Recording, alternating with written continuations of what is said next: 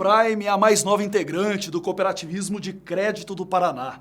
Voltada para profissionais da área da saúde, a central é composta por 8 cooperativas que se desfiliaram voluntariamente do sistema Unicred, que atuou por 15 anos no estado. Os cooperados da Uniprime continuam contando com a mesma estrutura e serviços financeiros que eram ofertados pelo Unicred. Por nossa deliberação, no intuito de defender os princípios do cooperativismo, o princípio de vantagem para o cooperado, o princípio de atuação regional, nós deixamos voluntariamente de utilizar o nome Unicred e adotamos o novo nome Uniprime. A Uniprime atende os estados do Paraná e Mato Grosso do Sul por intermédio de 8 cooperativas singulares. A central é formada por 37 agências, 22 mil cooperados e administra 1,5 bilhão de ativos. Na prática, a única mudança foi no nome. O sistema agora está preparado, o sistema Uniprime está preparado para realizar um grande voo, para realizar todo o desejo do seu cooperado, que é ter uma cooperativa de crédito de atuação regional forte, capitalizada, transparente e que te traga benefício. Em defesa da qualidade, a Associação Paranaense dos Produtores de Sementes e Mudas, a APASEM, acredita que mudanças na legislação e maior fiscalização são as melhores armas no combate às sementes piratas. Sementes de qualidade, classificadas e melhoradas, são sinônimo de altos índices de produtividade na lavoura. A APASEM vem empenhando esforços para garantir que isso aconteça. Produz e leva ao agricultor sementes de alta qualidade. Reivindica o aperfeiçoamento da legislação de sementes. Apoia uma fiscalização rigorosa, inclusive denunciando qualquer ato suspeito que ocorra em campo. Aí determina-se realmente a semente pirata, isso então é apreendido. Nosso trabalho tem sido desse sentido, né? Quer dizer, de buscar cada vez mais minimizar esse processo. E avançando nesse sentido, a APASEM trabalha agora para estabelecer um selo de qualidade para as sementes produzidas por seus associados. O que significa isso? Uma semente que foi fiscalizada, que passou num laboratório, né, que tem toda a sua característica correta, né? Ou seja, ele vai plantar às vezes um produto que lá no início é quem vai determinar toda a sua produtividade durante um ciclo e às vezes ele pega um produto de baixa qualidade e a partir daí então nada que ele possa fazer venha melhorar, né? Um casamento que deu certo. A parceria entre o CEPAR, Sescope e Sebrae tem sido grande aliada no aperfeiçoamento do modelo cooperativista paranaense. O Serviço Nacional de Aprendizagem do Cooperativismo foi buscar no Sebrae o parceiro ideal para um programa de formação de líderes cooperativistas com visão internacional e empreendedora.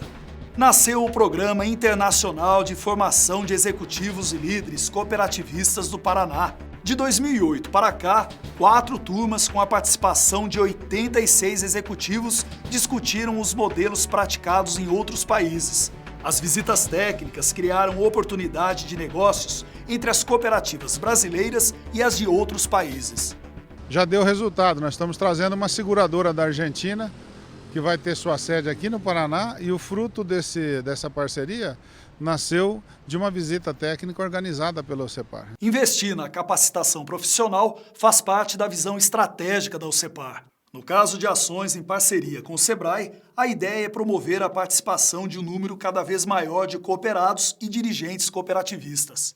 O Sebrae está aí para apoiar porque o cooperativismo é a face humana do capitalismo. Nós temos que fazer com que ele se consolide cada vez mais no nosso estado.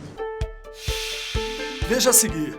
Ministro dos Transportes garante a execução de obras de infraestrutura no estado.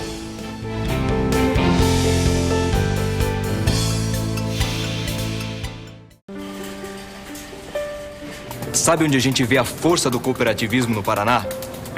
É aqui, ó. Quando o produto é de cooperativa, não para de rodar na prateleira. Com produtos de qualidade na mesa, feitos aqui, não é só a família da gente que cresce melhor. É a família de todo o Paraná. Nada no peito, solte essa voz. Escolha o que é nosso, junte-se a nós. Escolha o que é nosso. Cooperativas, orgulho do Paraná.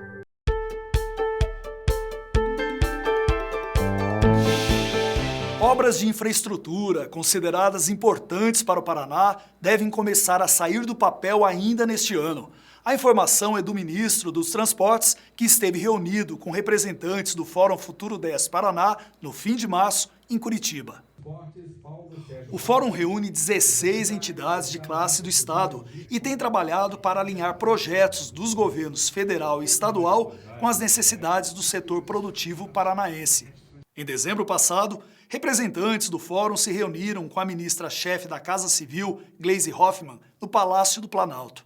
Na ocasião, foi apresentado à ministra um estudo que aponta que serão necessários 7 bilhões de reais até 2015 para eliminar os gargalos que comprometem a competitividade do Estado. Em sua vinda a Curitiba, o ministro dos Transportes, Paulo Passos, disse que este ano está previsto um orçamento de 609 milhões de reais para o Paraná. O valor corresponde a pouco mais de 10% da estimativa do Fórum. Maiores investimentos estariam previstos para os próximos 10 anos, quando caberiam ao Estado 25 bilhões e 600 milhões de reais dentro do Plano Nacional de Logística e Transportes. O que foi apresentado aqui pelo Estado, para minha satisfação, uma boa parte é coincidente com aquilo que nós já fazemos. Se nós tivéssemos um ministro há 20 anos atrás sentado nessa cadeira, ouvindo as demandas do Estado, possivelmente o nível de coincidência seria zero ou próximo disso. As obras da Estrada da Boiadeira, que já duram 25 anos, devem ter um novo lote iniciado nos próximos 90 dias. A rodovia toda, até Mato Grosso do Sul, será licitada até o fim do ano. As ferrovias entre Guarapuava e Paranaguá e a ligação ferroviária entre Cascavel e Maracaju, no Mato Grosso do Sul, estão previstas no plano plurianual do governo federal. Na primeira, devem ser investidos 1,5 bilhão de reais, enquanto a segunda é avaliada em 2,5 bilhões de reais. O viaduto ferroviário de Paranaguá deve ser concluído até o final do ano. 42 milhões de reais serão investidos em obras de dragagem no Porto de Paranaguá. O Aeroporto Internacional Afonso Pena tem garantidos 580 milhões de reais para a construção de uma nova pista. De acordo com a Infraero, as obras em andamento incluem ampliação do terminal de passageiros, com previsão de conclusão para dezembro de 2013, orçada em 41 milhões de reais. A ampliação do pátio, que deve ser concluída até junho, vai custar pouco mais de 24 milhões de reais. Outros 17 milhões de reais estão sendo investidos na restauração da pista, que deve ficar pronta no mês que vem. Com isso, o Afonso Pena aumentará sua capacidade de atendimento de 7 milhões e 800 mil para 14 milhões e 600 mil passageiros por ano. A ampliação do terminal de passageiros do aeroporto de Foz do Iguaçu receberá 65 milhões de reais de investimento e deve ficar pronta em 2 anos. O Plano Agrícola e Agropecuário deve ser anunciado pelo governo federal no final de junho. As propostas do setor produtivo paranaense já foram encaminhadas ao Ministério da Agricultura. O documento sugere medidas de melhorias para a política agrícola federal relacionadas ao apoio à produção, crédito de custeio, programas de investimento, seguro agrícola, comercialização, Proagro e Pronaf. A elaboração contou com a participação de produtores, cooperativas, sindicatos, técnicos e entidades representativas do setor agropecuário paranaense, entre as quais a OCEPAR. Faz parte das reivindicações a redução da taxa de juros do crédito rural de 6,75% para 5,75% ao ano.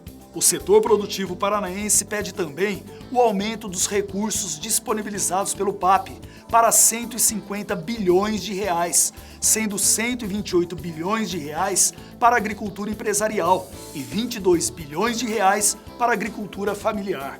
Outra preocupação diz respeito ao Programa de Desenvolvimento Cooperativo para a Agregação de Valor à Produção Agropecuária, o PRODECOP.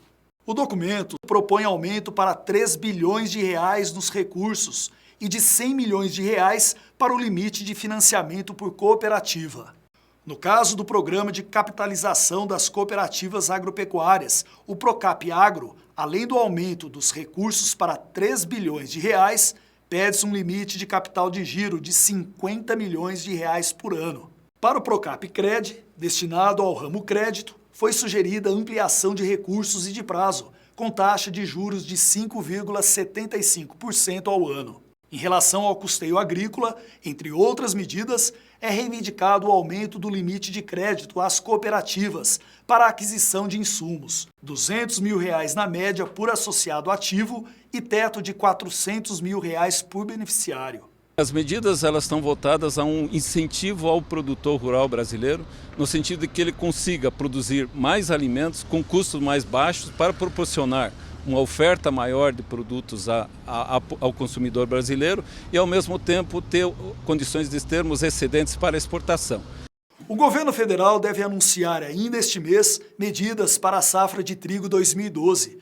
O assunto foi tema de discussão durante a 52ª Expo Londrina, encerrada no dia 15 de abril. Há anos, o setor produtivo reivindica medidas que garantam aos agricultores segurança para produzir e comercializar o trigo. A política de preço mínimo vigente não cobre nem mesmo o custo de produção. Como consequência, planta-se cada vez menos. No Brasil, a queda na área de cultivo é de 16%. O Paraná, que é responsável por mais de 50% da produção nacional de trigo, plantou 35% menos entre 2009 e 2012. Primeiro, regras claras, precisas em relação aos mecanismos de apoio para produzir. Segundo, regras claras em relação à comercialização. E terceiro, é um apoio geral de políticas públicas que nós possamos ter um seguro, tanto na produção, como na comercialização, como no crédito. Entre as medidas que devem ser anunciadas pelo Ministério da Agricultura, o preço mínimo, hoje em R$ 26,80, será reajustado. A média de R$ 2,5 bilhões para o custeio e comercialização deve ser mantida.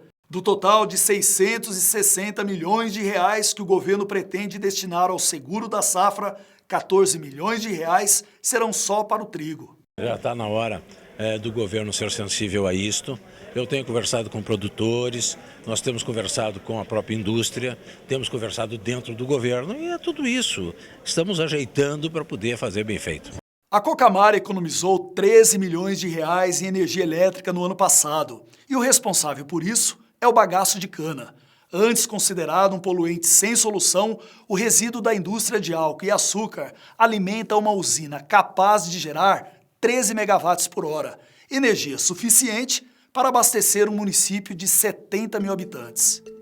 A energia consumida pela Cocamar chegou a representar 25% do total do município de Maringá. Para você ter uma ideia, nós temos uma conta de energia por ano de R$ 18 milhões.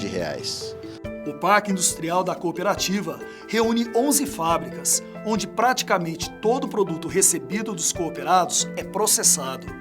Desde 2009, essas indústrias contam com uma usina de cogeração instalada dentro do parque, que produz energia elétrica a partir da queima do bagaço da cana. São 700 toneladas de bagaço, vindas das usinas de açúcar e álcool instaladas na região. Na caldeira, esse material vai gerar temperaturas altas, que fará a água armazenada em um tanque evaporar lentamente. É esse vapor que move a turbina da usina e faz o gerador de energia funcionar. O resultado é uma autonomia na geração de pelo menos 65% da energia que consome. O restante é comprado da Copel. E quando a gente pensou em colocar uma usina de cogeração, foi justamente pensando, primeiro, em ter uma redução nesses gastos e, em segundo lugar, ter uma independência com relação à possível frustração que você poderia ter com um racionamento de energia elétrica, como já ocorreu no passado. A expectativa é que a usina seja autossuficiente em um futuro próximo e possa, inclusive, vender energia nos meses em que o parque industrial não funcionar com sua capacidade máxima. O investimento na estrutura foi de R$ 35 milhões. Considerando os custos de operação da usina, sobram R$ 5 milhões de lucro. Nesse ritmo, o empreendimento se paga em 7 anos, sem falar na redução de impactos ambientais que representa. A Cocamar foi a primeira indústria fora do setor sucroalcooleiro a adotar a tecnologia. Isso faz com que a gente utilize menos lenha aproveitando então já uma matéria existente que tem que ser dado um fim através da cogeração.